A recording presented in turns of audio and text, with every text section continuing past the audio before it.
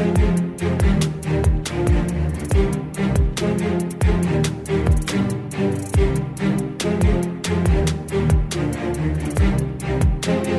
into the Yards After College podcast, brought to you by KSLSports.com. I'm your host, Kyle Ireland, and we've got 2 weeks of the NFL season in the books, folks. We've got a couple of games to talk about and a few local guys that I want to touch on today. You know, it was a quiet week in the NFL for these locals in the NFL.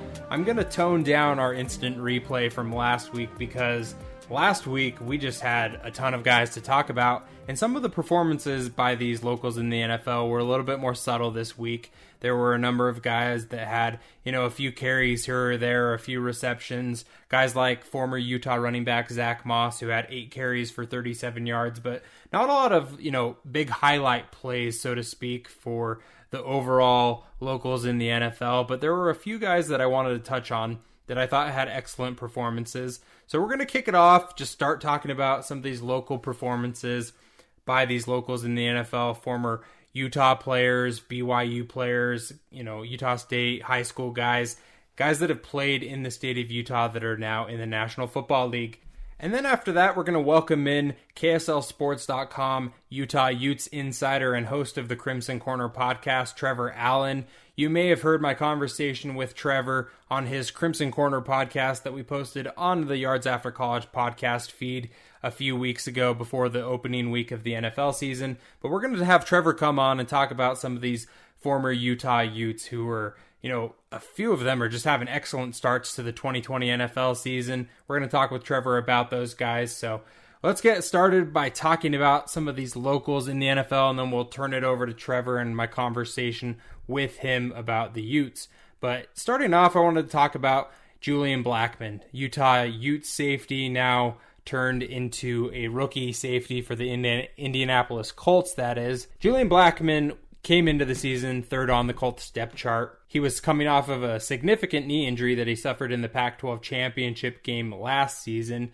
And it was nice to see Julian Blackmon. I thought the Colts were going to work him back into the rotation slowly, but they ended up needing him by necessity in the second game of the season. He was inactive in the first game where Jacksonville beat Indianapolis, but the second week of the season against the Minnesota Vikings, Julian Blackmon had a really nice performance. If you happened to be watching the game, you saw him, break on this deep ball pass from Kirk Cousins, and he tipped the ball. He, played the ball perfectly. He tipped the ball up, and one of his teammates, Kyrie Willis, ended up intercepting the ball and bringing it back down, and the Colts ended up scoring on their next possession because of it. Julian Blackmon had 2 pass breakups and a pair of tackles in that game. He started the second half, and the Colts ended up losing Malik Hooker, one of their starting safeties. He's out for the season with a torn Achilles, and so the Colts are going to have to turn to Julian Blackmon now. They're going to look to him as a guy that's going to have to step in and play a lot of minutes, if not start some games. A lot of these rookies aren't looked upon to play significant roles, but Julian Blackmon, the Colts think really highly of him, and I would expect to see him continue to have more of a responsibility in that secondary, as the season kind of gets rolling along. Another former safety that had a really nice performance was Marcus Williams for the Saints in their 34-24 loss on Monday Night Football to the Las Vegas Raiders. He had 9 tackles, including 7 solo tackles. Bad news for another former Utah safety is Marquise Blair. Blair ended up tearing up his knee in the Seattle Seahawks 35-30 win over the New England Patriots. Seahawks head coach Pete Carroll said that, Marquise Blair, it's going to be tough to replace him, but he's going to be out for the rest of the season, and Seattle will sorely miss him as he was kind of coming into his own for the Seahawks. But Jamal Williams, former BYU running back, had a nice game for the Packers in their 42-21 win over the Detroit Lions. He had 8 carries and 63 yards on the ground. Former BYU linebacker Kyle Van Noy had a nice performance in the Miami Dolphins 31-28 loss to the Buffalo Bills. Van Noy ended up having 4 tackles, 1 pass breakup, and then he forced a fumble. It's kind of a bummer for me watching Kyle Van Noy because he saw the success that he had with the New England Patriots, and the fact that he's now with the Miami Dolphins, who are a young rebuilding team that seems like they've been rebuilding for a decade plus now. And so the Miami Dolphins, they're 0-2 now. Van Noy's, one of the leaders on that defense. It'll be interesting to see if the Dolphins can, start to pick up a few wins here, because I like to see all these local guys, in winning environments. Fred Warner, another former BYU linebacker, had, a really great performance. The 49ers just destroyed the New York Jets on Sunday, and Fred Warner ended up having 12 total tackles, including 9 solo tackles in that win. He's becoming one of the best linebackers in the National Football League, and it's exciting to see.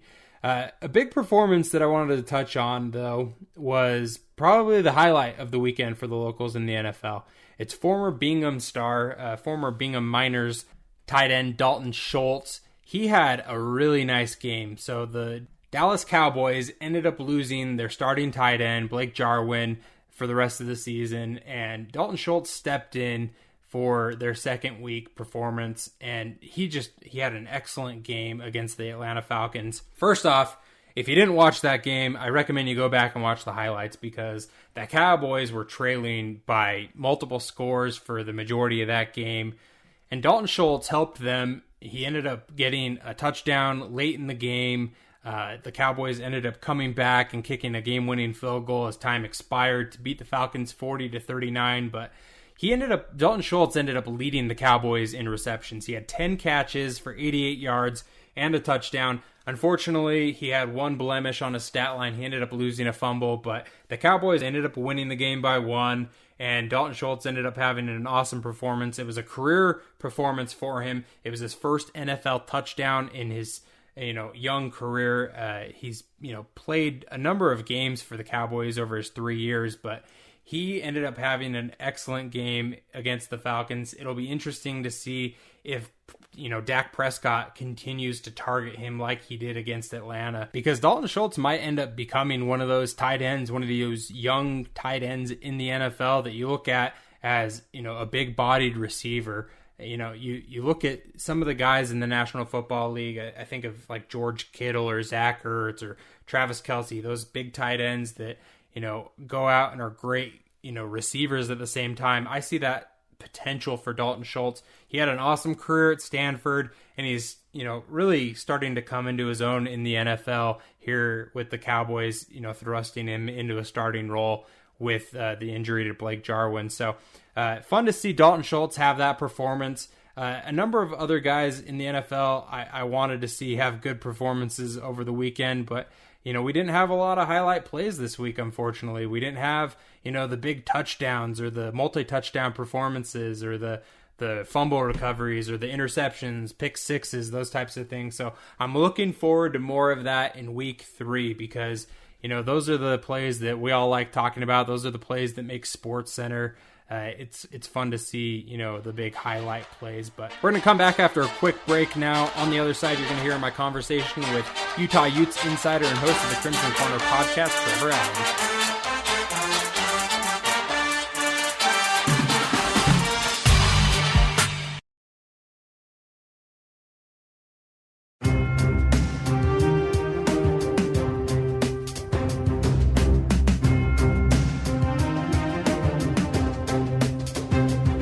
Back into the Yards After College podcast. Happy to be joined now by the one and only KSL Sports Utah Utes insider, Trevor Allen. Trevor's been covering the Utes for, heck, it seems like a decade now. I mean, it might be over a decade for all I know, but Trevor's our Utah insider, and I wanted to bring him on to talk about some of the locals in the NFL from the University of Utah that are really just tearing it up through the first 2 weeks of the NFL season. Trevor, how are you doing today?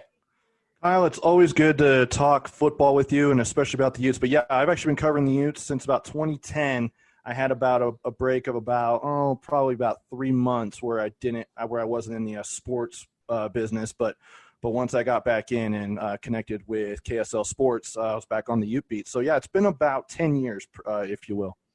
Well, I'm excited to have you on because, like you said, you have that decade of knowledge of these guys from the University of Utah, and there's a number of guys that are, young in the NFL from the Utes program, and I wanted to touch on just a few of them with you today. Through the first 2 weeks of the season, we've seen some highlight plays by some of these locals in the NFL, including these Utes.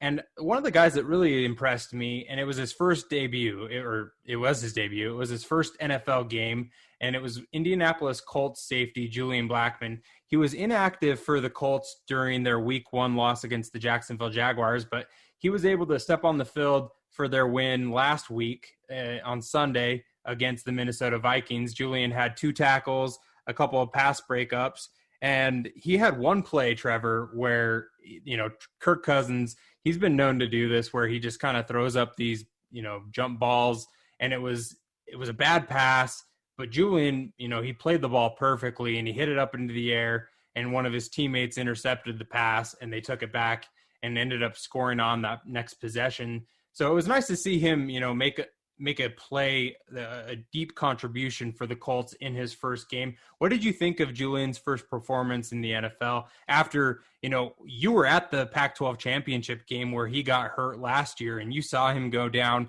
He was able to recover, pretty quick, and now he's stepping in a lot sooner than I thought he would. Yeah, I mean, it was really interesting to see because, following his career of what he's done, coming out of late in high school, and then joining the University of Utah, playing corner for most of his career. And then that last year, right after, some of the safeties, left when Blair went into the NFL draft, they then moved him over from corner to safety to kind of let Jalen Johnson do his thing on one side. And, they actually had a really good secondary group last year. So they're like, we kind of have a void here at safety. Let's throw him there. So then they went and threw him there, and he made a seamless move over there. I mean, you couldn't have asked more from him from switching from corner to safety. I know it's a little bit different, but not really. I mean, it's not like you're, switching him from cornerback to quarterback. But the thing about him is that he is so aggressive. He's so physical. He is a freak of an athlete, and he's very smart out on the field. And one of the things that he does well, he's able to read, of what the routes are doing. He's also able to, communicate with his teammates, and, just something that really stands out to me from him.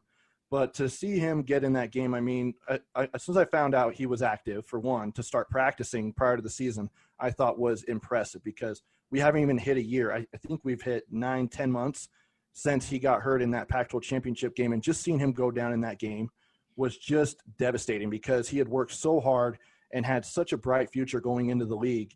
To have that happen, and frankly, as we all know what happened in that Pac-12 championship game, Utah needed Julian Blackmon, and that the fact that they didn't have him for the rest of that game was really sad, and they didn't have him for the bowl game, which was another loss. But for him to, and talking to you about this, Kyle, with you being a Colts fan, seeing how Julian fits in with this team, I thought it was going to be about a year until he was going to really get reps, and he was thrown right into the mix after that injury to Hooker, I think, right?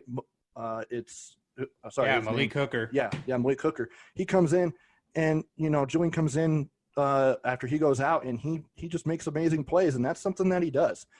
He's not a guy who's really scared of the big time moments. He's willing to make those big plays and just does whatever he can to help his team win. Yeah, I mean, you mentioned Malik Hooker there. He was going into a contract year for Indianapolis. He ended up tearing his Achilles, and so he's out for the rest of the season. Julian Blackmon started the second half against the Vikings and played really well, like we've talked about. So he started the season, Trevor, in training camp. He was not practicing a ton. They were bringing him back slowly from the injury, like you said, but he was on the 3 deep, and now, he could potentially be starting for Indianapolis next week, which is pretty crazy to think about, just the timetable and how quickly he's come back into full form. It'll be exciting to see how Julian Blackmon does for Indianapolis with the amount of playing time that is coming his way with Hooker's injury. You mentioned Marquise Blair there, coming in, Julian Blackmon coming in and kind of filling in for Marquise Blair at Utah. Well, Marquise Blair, he suffered an injury last week. You saw him go down on the field. He was grabbing his leg, his knee area on the turf, kind of writhing in pain. He was able to get up and walk to the sideline and go to the locker room. But Pete Carroll, the Seahawks head coach, said after the win against the New England Patriots that Marquise Blair was going to be out for the rest of the season after he's going to need some knee surgery. He said that it's going to be difficult to replace a guy like Marquise Blair, who, you saw the Seahawks last season, slowly work Marquise Blair into the rotation, and he's really become a contributor for that Seahawks defense. And, the Seahawks, they looked pretty good on Sunday Night Football against the New England Patriots. What do you think of Marquise Blair's injury, the fact that, he was kind of up and coming for the Seahawks and what that does to his career trajectory? Yeah, I mean, obviously, it's definitely one of those things that it's going to set him back a little bit, right? I mean, that is an injury that it's really hard to come back from. And, just talking about what Julian went through, that was the exact same injury, basically, that Julian had in the Pac-12 championship game. But, of what Blair's going to have to do now, I mean, he's going to have to get right, obviously. But it really sucks, too, because going into the year, Seattle was going to use him. They were going to kind of see how it worked out because he was doing really well at that position in training camp, and that's that nickel corner position. They were going to use him there as basically that third cornerback. And, thing about Blair, he's really, really tall. He's a hard hitter. As you guys have seen, I think he led the country in targeting calls in his senior year at Utah. He did, didn't he? He really did. It seemed like every other game he was getting kicked out for targeting. And, a lot of it is just how physical he is. And I think that was one of the things that really stood out to scouts and primarily the Seattle Seahawks when they selected him. I think he was in the third round of the 2019 draft. And, it just sucks because he was going to try a brand new position. He was going to get a lot more playing time this year than he did last year. And it was really probably going to be one of those coming out parties for Blair as far as starting his career at that next level. Yeah, another safety that I wanted to talk with you about today, Trevor, another former Utah safety. It seems like Utah, Kyle Whittingham and Morgan Scalley, those guys are just pumping safeties into the NFL. And another guy who's really just had a great, open to his season is Marcus Williams of the New Orleans Saints. Now, the Saints lost, a pretty awesome game on Monday Night Football against the Las Vegas Raiders in their first game at Allegiant Stadium, after beating the Tampa Bay Buccaneers in the season opener in week 1. But Marcus Williams has had 2 really great performances. He had that pick that you saw against Tom Brady in the first game of the season. But against Derek Carr and the Raiders, he had 9 total tackles, including 7 solo tackles in the Saints' 34-24 loss. What have you seen from Marcus Williams that has impressed you? Because it seems like he's taken, another step this season. And that was something that you and I talked about on this podcast. I think it was the day before the opener between the Chiefs and the Texans. I asked you, some of the Utes who really could take that next step, and you mentioned that it was Marcus Williams. And for me to see what he's already done already in New Orleans, he's only scratching the surface. And because in that game again against the Las Vegas Raiders, he had a couple of plays where he messed up. I mean, there was one that stood out to me when Darren Waller, and I swear nobody could have stopped him on Monday Night Football, the Raiders tight end. He went out into the flat, got it, and then was starting to go up the field, and Marcus Williams was right there, had the right angle, just couldn't wrap up and tackle Darren Waller.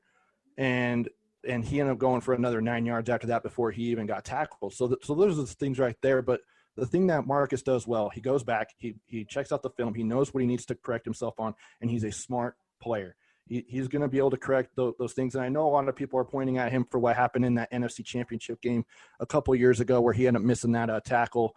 And, that wide open tackle, and it kind of became oh my gosh, Marcus Williams, everybody blaming him, but he's obviously bounced back from it, and he's obviously become a better player because of it. He's your Utah Utes insider at KSLSports.com. Make sure to follow him on Twitter at Trevor A Sports. Trevor Allen's going to have everything for you guys. The Pac-12, it looks like they're on the way to coming back and playing, hopefully. And, hopefully we're able to see some Utah Utes football games this fall because everybody else is playing now, it seems like. So, Trevor, you're also the host of the Crimson Corner podcast, and I know you have a special episode coming up. Do you want to tease our listeners about that? Yeah, we're going to talk to a guy who's actually worked in the league for a little bit with the NFL Network, Mike Yam. He was formerly of the Pac-12 Network. He's now doing Pac-12 Radio.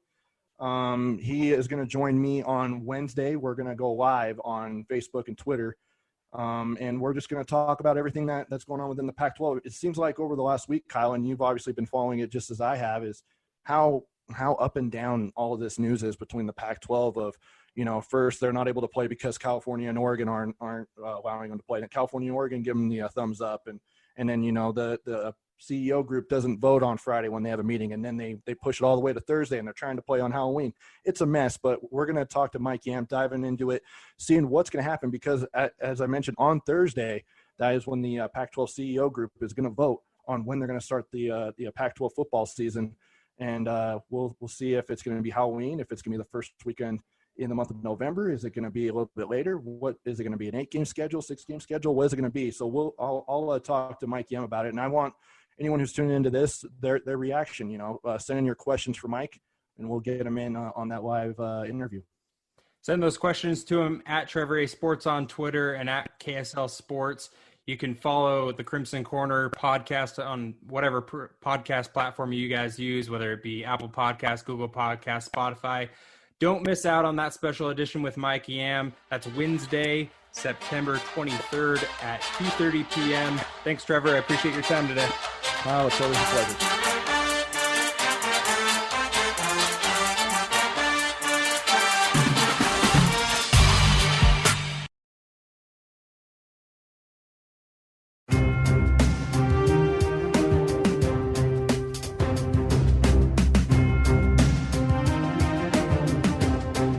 Welcome back to the Yards After College podcast, brought to you by KSLSports.com. I want to thank Utah Utes insider and host of the Crimson Corner podcast, Trevor Ireland, for joining me this week just to talk about some of those Utah Utes in the NFL. It's crazy. We've got almost 30 guys from the University of Utah in the NFL, so it's fun to talk about their performances each and every week. Hopefully we have some more big plays to talk about with those former Utah Utes in the NFL next week as well. Be sure to check out Trevor's special episode of the Crimson Corner with Mike Yam. You don't want to miss that, especially if you're a fan of the Pac-12 and all things in college football. But, I want to just close up today's episode talking about the games that I'm looking forward to next week. So far, throughout 2 weeks of the NFL season, we've had a number of really good games. I feel like the scoring's been awesome for a lot of these teams. We've had some good defensive battles. It's just been a well-rounded start to the NFL season. But coming up in week 3 of the NFL season, there's a few games that I want to touch on that I think are going to be really exciting to watch. The first game, that is on Sunday morning, it's the Houston Texans against the Pittsburgh Steelers. You've got an 0-2 Texans team. You want to see, if Deshaun Watson without DeAndre Hopkins now can kind of rebound, get that team, to start winning some games, because the Texans, they have a high expectation with that franchise to win their division and get back to the postseason. And then the Steelers, with Big Ben back and healthy, they're 2-0 to start the year. It's fun to see him back and playing so well. Another game that I want to touch on is the Tampa Bay Buccaneers at 225 Mountain are taking on the Denver Broncos. That game will be interesting because you've got Drew Lock, who's going to be out a few weeks now for the Denver Broncos. The Denver Broncos don't start the season very often 0-2, and so it would be interesting to see if Jeff Driscoll, who's going to be their starting quarterback now. They've also signed Blake Bortles. If the Broncos can kind of get on a roll and get out of this rut against the Tampa Bay team that looked pretty good last week against the Carolina Panthers, and so that'll be a good game to watch as well. Another game to check out is the Dallas Cowboys are taking on the Seattle Seahawks. A number of local guys in that NFL game as well. That's 2:25 on Sunday afternoon. You've got the Seahawks, who are undefeated at 2-0, the Cowboys, who could possibly be 2-0 if they just played a little bit better there at the end of the game in the first week against the Los Angeles Rams. My gosh, that was a good game on Sunday Night Football. But speaking of Sunday Night Football, you've got the Green Bay Packers at the New Orleans Saints. You've got the Packers, they're undefeated at 2-0. The Saints suffered their first loss last night against the Las Vegas Raiders. And so can the Saints bounce back? Can Drew Brees bounce back? Because it looked like Drew Brees wasn't the same Drew Brees that we've seen for the past few seasons. It looked like he was struggling a little bit against the Raiders defense. And so that'll be a good game. It's at 6:20 on Sunday night. You can watch that game on KSL TV.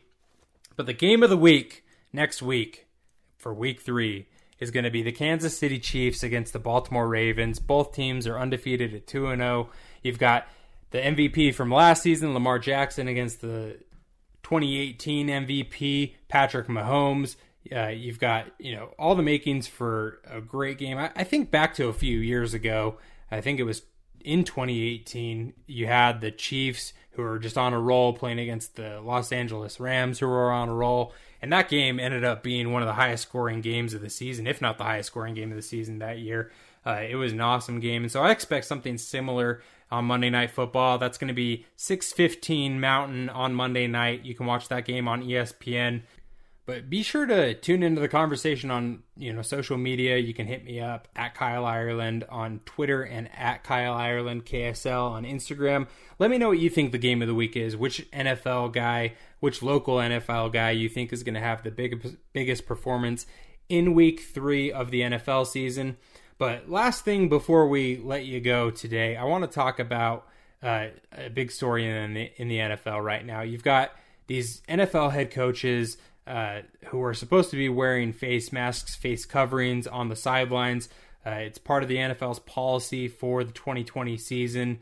You've got the NFL referees who are wearing the masks. You've got team personnel who are supposed to be wearing the masks or face coverings during the games. So far, we've gotten 5 coaches from Sunday and Monday night's games who have been fined for not wearing face coverings. According to ESPN's Adam Schefter, Denver's Vic Fangio, Seattle's Pete Carroll, San Francisco head coach Kyle Shanahan, and then both coaches from the Monday Night Football game, Saints head coach Sean Payton, and then also Raiders head coach John Gruden, were all fined $100,000 for not wearing face coverings during their games on the sidelines. So what you've seen is a lot of these coaches, they have their face masks on to start the game or face coverings, and then they'll pull the mask down because they're trying to call a play or they're talking to a player or something like that. Even when they're talking to officials, I've seen where they've pulled down these face coverings. And the problem, I think, isn't that they pull them down to make a play call into the mic. It's the fact that they aren't pulling the mask back up afterwards. If I'm not mistaken, I believe that these coaches don't have to have the masks on all the time. They can pull them down for a second to be able to communicate into their mics, to be able to talk to their players, to get the calls in and whatnot. But, with this era of social distancing and trying to get, this virus under control in a lot of areas around the country where it's still pretty chaotic, you've seen even in, the state of Utah where Provo and Orem have moved back into a phase of orange risk level as opposed to being in yellow like the state has been, in a lot of places for a number of months now. A lot of these coaches, it's a simple thing. A lot of people are looking to them as I don't know if they're, necessarily a role model, but they're public figures. And so they need to be setting the example for not only the other guys on their staff, whether it be assistant coaches or trainers, but to be able to have these NFL games continue to go on like they have through 2 weeks. I hope that we see these NFL coaches take things seriously moving forward. You saw John Gruden, who, was interviewed after the game, and they asked him about his mask because what happened is all of these other coaches from Sunday's games had been fined, or the report came out that they were fined during the Monday Night Football game. And so they were asking John Gruden about it after the Raiders win. And John Gruden, Paul Gutierrez had the quote of ESPN, John Gruden saying, "I'm doing my best. I've had the virus. I'm doing my best. I'm very sensitive about it. I'm calling plays. I just want to communicate in these situations. And if I get fined, I'll have to pay the fine, but I'm very sensitive about it, and I apologize." And I think that was a good response from John Gruden. I get that you're caught up in the moment, the regular routine of calling plays and whatnot. He even said that he's had the virus, and so he understands what it's like to go through that on a personal level. But I hope that we see these NFL coaches take it more seriously in the coming weeks because, almost $2 million in fines, because not only are these coaches fined $100,000, each organization was reportedly fined $250,000 as well. So pretty hefty fines from the NFL. They're taking it seriously, which is good to see. Hopefully we can see the NFL coaches step up and, continue to wear these face coverings during the games, or start wearing them if they've failed to do so. So that way we can continue to see the NFL season go on without any bumps in the road moving forward. So that'll wrap it up for this week's episode of the Yards After College podcast. Again, follow us on Twitter at KSL Sports. You can check out all of the locals in the NFL, their performances on KSLSports.com. Follow me on Twitter at Kyle Ireland and on Instagram at Kyle Ireland KSL. Thanks again for tuning into the Yards After College podcast powered by KSLSports.com.